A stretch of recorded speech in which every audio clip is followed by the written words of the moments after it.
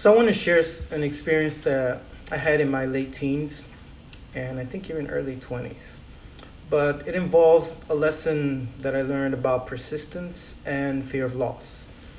So I used to sell, well, I joined a company and they sold wholesale products. So they bought in bulk these cheap Chinese products. And they would hire us and we would have to sell these door to door businesses to individual people. So needless to say, they sold us a dream. I was young, gullible, and I, I wanted to succeed. I wanted to make money, and at the beginning, I was horrible. I really had to get out of my box. I was not making any money, and literally, it took like a month. I was not making much money, very little. I did not know what I was doing wrong, and I considered myself very smart as a young guy. I always knew I was very, very intelligent, always above the crowd when it came down to intelligence. But the issue that I came across was that people that I knew were not as intelligent or capable, didn't have my talents, were making money.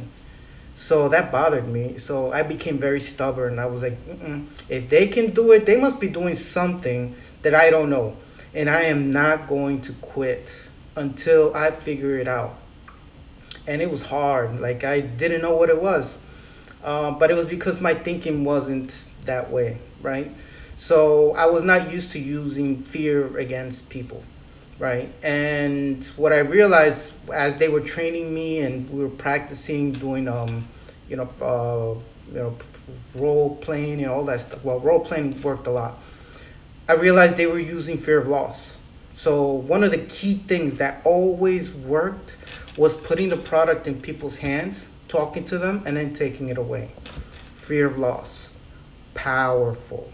All right? People get manipulated through fear. And one of the greatest manipulators is fear of loss. People hate to lose and they despise change. It's fear. Believe me, once I started doing that trick, once I started using fear of loss against people, my sales went up. And we're not talking by, I was one of the top salespeople at that point, and I was using fear of loss. And as soon as I sold something to somebody, because I had them, I wanted to even rehash and sell more, and I would do it.